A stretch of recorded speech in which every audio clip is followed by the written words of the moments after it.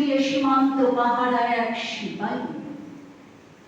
Sir, আপনার মনে আছে আপনি বলতেন, দেশ মানে কোনো বর্গ মিটার নয়, কিলোমিটার নয়, দেশ মানে দেশের মানুষ, দেশ মানে দেশের মানুষের অধিকার, দায়িত্ব, কর্তব্য, কর্তব্য।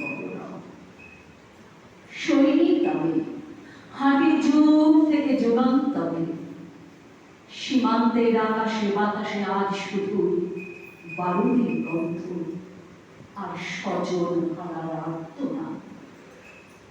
কত মায়ের, কত পিতা, কত সদ্য স্বামীহারা বিধবার চোখের জল। এক একজন সৈনিক এক একটি মহাকাব্যের নায়ক। তাদের একটাই শপথ, শত্রুকে নির্মূল করব, শত্রুকে পরাজিত করব। যারা দেশ ও মাতৃকার বুক বিদীর্ণ করে রক্ত ছড়িয়েছে তাদের নির্মূল করব। হয় মারব আর না হয় মরব। সোনা যেমন আগুনে পুড়ে পুড়ে খাঁটি হয়, তেমনি একজন সৈনিকও খাঁটি হয় দেশ ও মাতৃকার প্রতি দায়িত্বে, কর্তব্যে।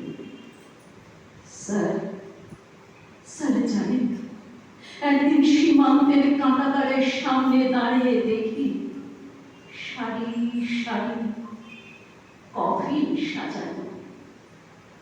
এক একটা কফিন খুলি আর দেখি না না, এগুলো তো কোনো মৃতদেহ নয়, এগুলো আসলে আমার দেশের জ্বলন্ত সমস্যার এক গুচ্ছ প্রশ্নবাণ।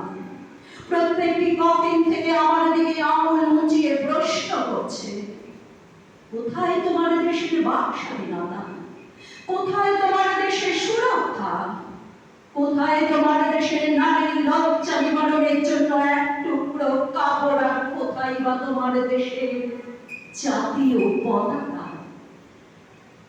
আমি গর্বের সাথে বলে উঠি, ওই যে ত্রিবর্ণ রঞ্জিত পতাকা, ওটাই তো আমার দেশের জাতীয় পতাকা।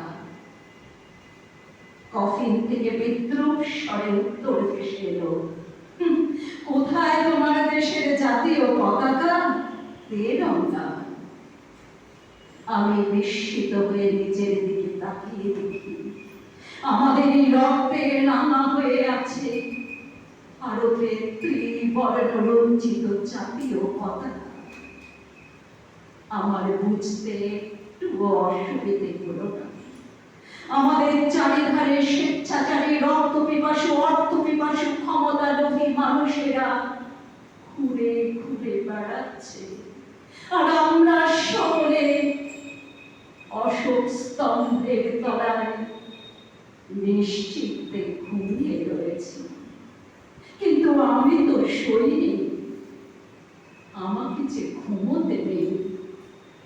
আমি সেই দিনে ঘুমাবো যেদিন আমার শরীর মরা থাকবে ত্রিবর্ণ রঞ্জিত জাতীয় পতাকা।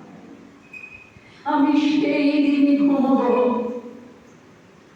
যেদিন আমার শরীর মরা থাকবে ত্রিবর্ণ রঞ্জিত জাতীয় পতাকা। এটি আপনার স্নেহধন্য ছাত্র সতীর্থ।